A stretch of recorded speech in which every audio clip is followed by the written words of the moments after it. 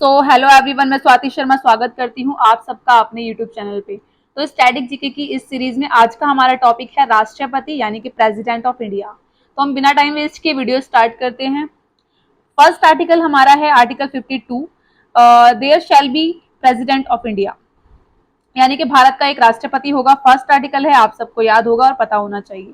Next देखते हैं article 53, जिसको हम 53 भी कहते हैं हिंदी में।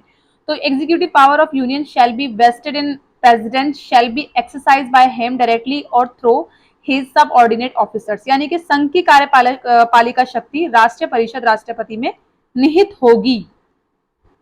तो 53 से आप बड़प्पन याद रख सकते हैं। बड़प्पन, पावर्स और शक्तियां किसको देंगे? जिस इंसान के अंदर हम बड़प्पन देखेंगे, समझदारी देखेंगे, उसी को तो देंगे। संघ की कार्यपालिका शक्ति जो है राष्ट्रपति में निहित होगी। तो 53 से आप बड़प्पन याद रखेंगे और शक्तियां जो है वो राष्ट्रपति में निहित होंगी, ऐसे याद रख सकते हैं। नेक्स्ट हमारा है आर्टिकल 54, यानी कि इलेक्शन ऑफ द प्रेसिडेंट, या राष्ट्रपति का निर्वाचन की बात, चुनाव की बात की जाती है। तो 54 को हम 54 भी कहते हैं। 54 से आप चुनाव याद रख सकते हैं। राष्ट्रपति के चुनाव, 54 सेम साउंड कर रहा है, तो जो राष्ट्रपति के चुनाव होंगे वो आर्टिकल 54 में होंगे, 54 में होंगे। नेक्स्ट है आर्टिकल 55, यानी कि manner of election of the president, यानी कि चुनाव की जो प्रक्रिया होगी। ऑब्वियसली जब हम प्रेसिडेंट के चुनाव की बात करेंगे, उसकी प्रक्रिया उसके नेक्स्ट आर्टिकल में ही होगी। तो आपको 54 के बाद 55 याद रखना है। 54 से चुनाव और चुनाव की प्रक्रिया उसके ही अगले वाले में, यानी कि 55 में।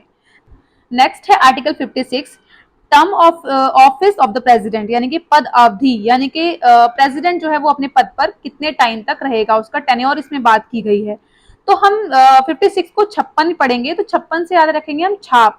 किसी को भी अपने पद पर लंबे टाइम तक रहना है तो उसे एक अच्छी छाप छोड़नी पड़ेगी। तो 56 से हम छाप याद रखेंगे। 56 यानी कि पद की अवधि लंबी करने के लिए उसको अपनी छाप अच्छी छोड़नी होगी।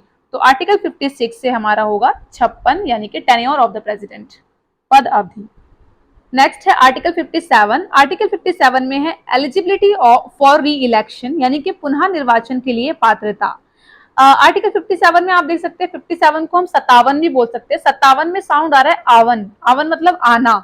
तो अगर आपको दोबारा से आना है तो री इलेक्शन करके आना होगा। तो 57 के लिए आप री इलेक्शन याद रख सकते हैं, पुनः निर्वाचन याद रख सकते हैं। नेक्स्ट है आर्टिकल 58। आर्टिकल 58 में है qualification for election as president, यानी कि राष्ट्रपति का चुनाव लड़ने की योग्यता आर्टिकल 58 में है।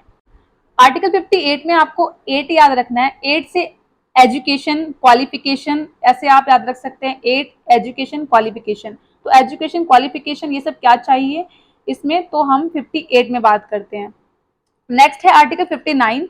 Article 59 condition of president's office, यानी कि राष्ट्रपति पद के लिए शर्तें क्या क्या होंगी, वो आर्टिकल 59 में है। 59 को आप 59 भी बोल सकते हैं। 59, 59 को आप 59 बोल सकते हैं। 59, 59 में हट साउंड आ रहा है। अगर आपके सामने कोई शर्तें रखेगा तो आपके मुंह से एकदम से आवाज निकलेगी हट, शर्त नहीं मानता मैं या नहीं मानती, इस टाइप की। तो 59 से अगर आपके सामने कोई शर्तें रखेगा तो आप बोलोगे हट, ऐसे आप याद रख सकते।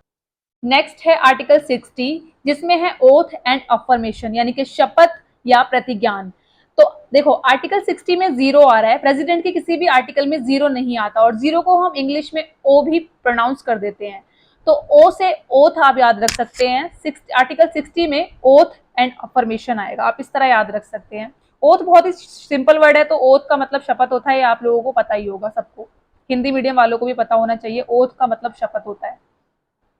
नेक्स्ट है आर्टिकल 61, जिसमें है प्रोसीजर ऑफ इम्पीचमेंट, यानी कि महाभियोग। इसमें प्रेसिडेंट को बाहर पद से हटाने की बात की जाती है। तो आप इसको कैसे याद रख सकते हैं? आर्टिकल 61 को 61 को हम 61 भी कहते हैं। 61 को हम एग्जिट साउंड कर रहा है, आप देख सकते हैं 61 एग्जिट। एग्जिट मतलब बाहर निकालना, तो ये भी तो एक तरीके की बाहर निकालने की, पद से हटाने की प्रक्रिया है।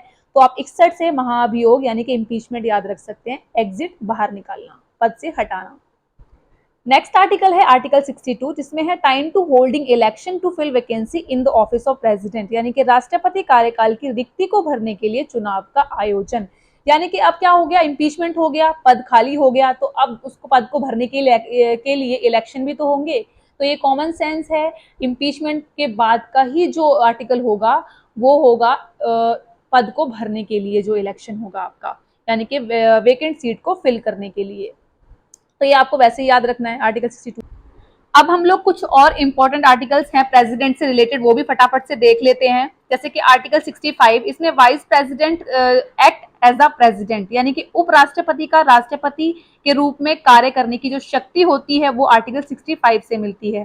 जैसे कि समटाइम्स क्या होता है, राष्ट्रपति जो है वो किसी भी रीजन से अपने पद से हट गया है, तो उपराष्ट्रपति प्रेसिडेंट की जगह पर यानी कि राष्ट्रपति की जगह पर कार्य करेगा। नेक्स्ट आर्टिकल है आर्टिकल 74, जिसमें होगा council of minister to aid and advise the president, यानी कि राष्ट्रपति को सलाह और सहायता प्रदान करने के लिए मंत्री परिषद।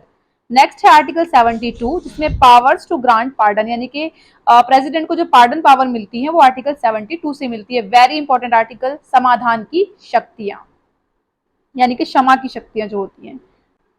नेक्स्ट आर्टिकल है आर्टिकल 78, इसमें है राष्ट्रपति को जानकारी देने के संदर्भ में प्रधानमंत्री के कर्तव्य। उसके बाद है article 123, power to issue ordinance, यानी कि अध्यादेश जारी करने की शक्ति जो प्रेसिडेंट को मिलती है वो आर्टिकल 123 में आती है। उसके बाद है 143, इसमें सुप्रीम कोर्ट से परामर्श करने की राष्ट्रपति को शक्ति दी जाती है। ये हो गए हमारे राष्ट्रपति से रिलेटेड जितने भी इंपॉर्टेंट आर्टिकल्स थे। राष्ट्रपति से रिलेटेड जितने भी बन सकते थे आर्टिकल इंपॉर्टेंट, मैंने यहाँ पर आपको प्रोवाइड करा दिए। Thank you so much everyone.